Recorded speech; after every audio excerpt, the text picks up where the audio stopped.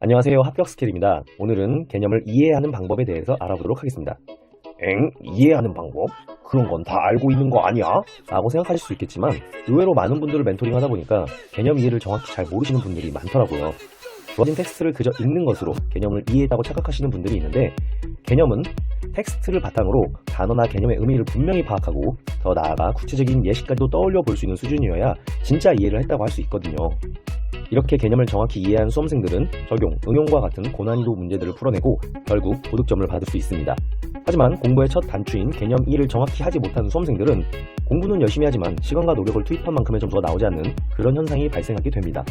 그렇다면 텍스트를 단순히 읽는 것과 의미를 파악하여 적용하는 것까지에는 어떤 차이가 있는지 예를 들어 보겠습니다. 한국 문화를 공부하는 외국인이 지금까지 경험해 본 적이 없는 맷돌에 대해서 아래의 텍스트로 공부를 한다고 가정해 보겠습니다. 맷돌, 곡식을 가는 데 쓰는 기구. 이 텍스트 자체를 해독하는 것은 어렵지 않습니다. 한글만 알면 읽을 수 있죠. 하지만 맷돌을 전혀 본 적 없는 외국인이 이 텍스트로만 맷돌을 충분히 이해하기에는 부족합니다. 맷돌의 생김새는 어떤지, 곡식을 어떻게 갈 수 있다는 것인지 머릿속에 그려지지가 않죠. 그럴 때 이런 텍스트가 덧붙여진다면 어떨까요? 둥글 넓적한 돌 두 짝을 뽀개고 윗돌 구멍에 갈 곡식을 넣으면서 손잡이를 돌려서 간다. 이 문장까지 보면 외국인 입장에서는 맷돌을 한층 더 이해하기가 좋아질 겁니다. 생김새에 대해서도 설명하고 있고 사용 방법까지도 알 수 있죠. 하지만 그래도 뭔가가 아쉽습니다. 실전에서 맷돌을 사용하려고 할 때 손잡이 자체를 돌리면 되는 건지 손잡이를 잡고 돌까지 돌리는 건지 생각하기가 어려울 수도 있잖아요. 이럴 때 이런 자료까지 본다면 어떨까요? 맷돌에 대해 완벽히 이해하고 직접 사용하기에도 부족함이 없을 것입니다. 맷돌로 예시를 들었지만 우리는 여기서 개념 이해의 방법과 방향성을 찾을 수 있습니다. 개념을 주어진 텍스트만으로 이해하기 어렵다면 보충 자료를 찾아봐야 하는 것이고, 현실에서 적용할 수 있을 만큼 구체적으로 알아야 진짜 이해를 한 것임을 알 수 있습니다. 물론 공부를 하면서 보는 모든 문장을 이렇게 보충 자료를 찾아가며 공부할 필요는 없습니다. 기출문제와 직결되는 문장이고 올해 시험에 출제될 가능성이 큰데 의미도 불분명하고 구체적인 예도 그려지지 않는다면 이거는 개념을 이해하지 못한 것이므로 이럴 때 보충 자료를 찾아가며 공부하면 되는 겁니다. 단, 보충 자료를 찾아가며 공부하는 것은 1회독 시점보다는 2, 3회독 시점에서 추천드리는데요. 1회독 시점에서는 교육학이든 전공이든 배경 지식 자체가 부족하기 때문에 개념 이해가 되지 않는 부분들이 많습니다. 그럴 때는 그냥 쿨하게 넘기세요. 왜냐하면 2, 3회독 시점에서는 배경 지식, 관련 지식이 쌓인 상태이므로 처음에는 이해하지 못했던 부분도 이해를 하게 되는 구간이 발생하기 때문입니다. 그럼에도 불구하고 이해가 되지 않는 부분에 한하여 이 공부법을 적용하시면 되겠습니다. 그러면 실제 교육학 개념을 갖고 개념 이해 연습을 해보겠습니다.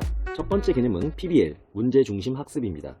언제나 공부를 하기 전에는 기출 분석을 해보면서 기출 포인트를 먼저 확인하는 것이 중요하다고 했었죠. PBL과 관련된 문제를 보면 문제의 특성과 관련된 포인트가 많이 시험에 나온다는 것을 알 수 있습니다. 2011년도 초등 문제부터 보면요. 학습 문제는 기본적으로 구조화된 형태로 제시된다라고 했는데 정답은 비구조화된입니다. 니은이 오답이기 때문에 정답으로 바꿔주면 비구조화. 그 다음에 리을을 보면은 학습자에게 제시되는 문제는 일상에서 접하게 되는 수준의 복잡성과 실제성을 가지는 것이 좋다라고 했습니다. 2013 중등 문제에서도 보면은 이해 관계가 복잡하게 얽혀있는 실제적 과제로서 비구조화되어 있다라는 말이 있습니다. 2018 최근 논술 문제에서도 PBL에 적합한 문제의 특성과 그 특성이 주는 학습 효과까지 묻고 있습니다. 이렇게 세 가지 문제를 종합해 봤을 때 PBL에 대해서는 문제의 특성이 기출 포인트라는 것을 확인할 수 있습니다. 그럼 해당 부분을 집중적으로 공부하면 되는데요. 문제는 실제 생활과 관련된 복잡하고 비구조화된 것이어야 하며 다양한 접근과 해결이 가능한 것이어야 한다. 그래서 학습자의 내적 동기를 유발하고 학습자의 사고를 촉진시킬 수 있는 것이어야 한다. 이렇게 텍스트를 읽는 것에는 문제가 없습니다. 그런데 이런 실제 생활, 복잡, 비구조화된 문제가 어떤 것인지 예시를 떠올리기 어렵잖아요. 이럴 때는 보충 자료로 먼저 기출 문제를 확인하는 겁니다. 2013 중등 문제를 보면 문제의 특성을 담은 예시가 나타나거든요. 학생들에게 지역축산단지에서 흘려보낸 오폐수로 인한 환경오염이 지역사회에 미치는 피해를 최소화할 수 있는 방법을 모색해보는 과제를 웹에 제시하였습니다. 이 과제는 지역농가, 도시주민, 자치단체의 이해관계가 복잡하게 얽혀있는 실제적 과제로서 비구조화되어 있다라고 우리가 예시를 알 수 있죠. 그러면 교재 내용으로 다시 돌아와서 읽어보면 실제 생활과 관련되고 복잡하다는 말은 이제 이해가 충분히 됩니다. 그런데 비구조화라는 말이 어떤 의미인지 정확하게 설명하기는 좀 어려울 수 있거든요. 이럴 때도 보충 자료를 찾아보면 좋습니다. PBL과 비구조화라는 단어를 가지고 검색을 해보면 이런 블로그 내용도 확인할 수 있는데요. PBL에서 사용되는 문제는 일반적인 교재에서 사용되는 해답이 정해져 있는 정형화된 문제가 아니라 현실에서 접할 수 있는 복잡하고 비정형화된 문제이며 학습자들이 협동하여 다양한 해결 방안을 모색할 수 있는 문제라고 추가적인 설명이 있죠. 또 다른 블로그 내용도 확인해 보니까 구조화된 문제란 수학시험 문제나 고장난 가전제품을 고치는 것처럼 답을 찾는 절차와 방법이 정해져 있는 문제다. 반면에 비구조화된 문제는 기업의 경영 문제나 개인의 진로 선택처럼 표준화된 해법이 없는 문제라고 설명을 하고 있습니다. 그래서 우리가 교과서에 나온 문제들을 열심히 풀어도 실생활의 문제 해결 능력이 잘 향상되지 않는 이유는 비구조화된 문제를 접하면서 능력을 기르는 것이 아니라 답이 정해져 있는 구조화된 문제만 풀고 있기 때문이라고 설명을 하고 있습니다. 만약에 학교 도서관이나 지역 도서관에서 공부하고 있다면 관련 전공 서적을 찾아볼 수도 있거든요. 비구조화된 문제는 문제 해결의 방법이나 과정이 다양하고 그 해결책을 평가하는 기준도 다양한 문제라고 서술이 되어 있습니다. 그렇다면 다시 교재로 돌아왔을 때 결국 비구조화됐다는 말은 어느 한 가지 방법으로 정해진 것이 아니라 여러 접근과 해결책이 가능한 문제고 평가 방식도 다양할 수 있는 그런 문제라는 거죠. 이렇게 보충 자료를 통해서 공부하게 되면 개념을 더 깊고 풍부하게 이해할 수 있는 겁니다. 그러면 한 가지 개념을 더 다뤄보면서 연습해 보겠습니다. 조나센의 구성주의 학습환경 설계 모형인데요. 다른 부분들은 괜찮은데 학습 지원 도구에서 인지적 도구를 읽었을 때 의미가 잘 와닿지 않을 수 있어요. 학습자가 문제를 원활하게 해결할 수 있도록 학습자의 인지활동을 지원해야 한다 해서 컴퓨터 프로그램 하이퍼미디어를 예시로 들어놨는데 이 부분만 가지고 이해하기가 좀 어려울 수 있거든요. 물론 지금 보고 있는 교재 내용이 서브노트 기반의 내용이기 때문에 추상적일 수 있어요. 이럴 때는 보충 자료를 찾아봐야 한다고 했었죠. 그럴 때는 우선 먼저 학원 수험서를 찾아보는 것이 편합니다.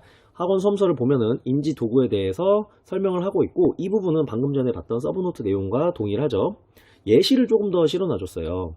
인지 도구로는 시각화 도구, 조직화 도구, 수행 지원 도구, 정보 수집 도구 등이 유용하게 활용될 수 있다라고 했는데 뭔가 좀 더 자세히 알고 싶을 수도 있잖아요. 왜냐하면 인지 도구가 이번 시험에서 나올 가능성이 크다고 생각하면은 이 부분들을 자세히 알고 또 적용할 수 있는 예시까지 알아놓으면은 답안으로 작성하기가 좋겠죠. 그래서 보충 자료를 찾아볼 수 있는데 어떤 개념들은 카페 검색이나 인터넷 검색을 통해서 보충 자료를 찾기가 어려울 수도 있어요. 이럴 때 저는 국회 도서관을 이용하는데 구성주의 학습 환경이라는 키워드를 쳐놓고 논문을 검색하다 보면 이런 논문도 발견할 수 있거든요.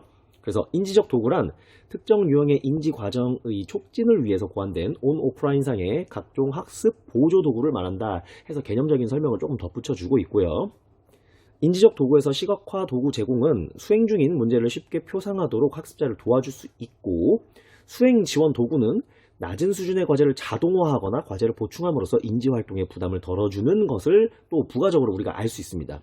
그리고 학습자가 문제 해결에 필요한 정보를 수집하여 이해력을 증가시키고 협력적 문제 해결을 돕는 정보 수집을 포함하고 있습니다. 이렇게 개념적으로 부족했던 부분들을 보완해 줄 수 있고요. 그리고 또 구글에서 원어로, 그러니까 영어로 검색을 해보면 또 정보를 더 얻을 수 있거든요. 그래서 뭐 조나센, 그 다음에 코그니티브 툴, 뭐 이런 식으로 검색을 해보니까 조금은 더 예시 자료를 찾아볼 수 있더라고요. 데이터베이스 및 개념 매핑 도구, 개념 매핑이라는 건 뭐 개념 마인드맵 이런 느낌일 것 같아요. 그리고 스프레드 시트는 엑셀 프로그램을 말하는 거겠죠.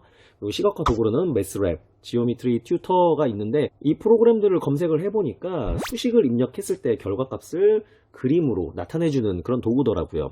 그리고 또 멀티미디어 저작 도구, 이게 뭔가 생각을 해봤는데 우리가 흔하게 사용하는 구글 문서라든지 구글 프레젠테이션 이런 것들이 내 아이디어와 생각을 표현하고 다른 사람과 협업을 할 수 있는 그런 도구잖아요. 그래서 그런 쪽으로 예시를 좀 가다듬어 봤고요. 이렇게 보충 자료를 통해서 인지 도구에 대한 개념적 서술 그리고 구체적인 예시까지 더 자세히 알아봤다면은 기출 문제를 보는 눈이 또 달라질 수 있거든요. 2012 중등 문제를 보면 설계 요소로서 가에 적합한 것을 묻고 있는데 이거에 대한 정답은 프로젝트와 관련된 사례입니다. 그런데 나머지 보기는 또 어떤 요소에 속할 수 있을지 궁금하잖아요. 그랬을 때 우리가 방금 전에 인지적 도구를 공부를 해보니까 개념도 그리기 도구? 요거는 인지적 도구에 속할 수 있겠다라는 생각이 들죠. 왜? 보충 자료에서 개념 매핑, 컨셉 매핑이라는 단어들을 우리가 봤잖아요. 그래서 개념을 보충 자료를 통해서 더 분명하게 이해를 하고 예시까지 잘 알게 된다면 기출 문제를 보는 눈이 또 달라지는 겁니다. 그래서 한 가지 제가 제안을 드리자면 선생님들 공부 2회독, 3회독 하면서 회독수를 늘려나가잖아요. 이렇게 공부하다 보면 보충 자료도 찾아가면서 개념을 더 깊이 있게, 더 풍부하게 이해할 수 있는데 그럴 때마다 기출 문제를 다시 한번 봐보세요. 그러면 기출 문제에 사용된 지문과 보기와 단어들이 더 입체적으로 이렇게 다가올 수 있습니다. 이상으로 개념 이해 방법을 알아보았습니다.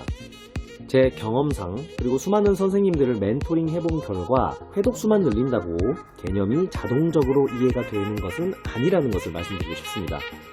기출 포인트고 정말 중요한데 예시가 떠오를 정도로 이해가 되지 않았다면 보충 자료를 찾아가면서 개념의 깊이와 폭을 늘리는 것이 당연합니다. 그래야 적용, 응용력도 생기는 것이고 남들과는 다른 경쟁력도 갖출 수 있습니다. 끝으로 이 공부 방법은 교육학뿐만 아니라 전공 공부에서도 적용될 수 있는 방법입니다.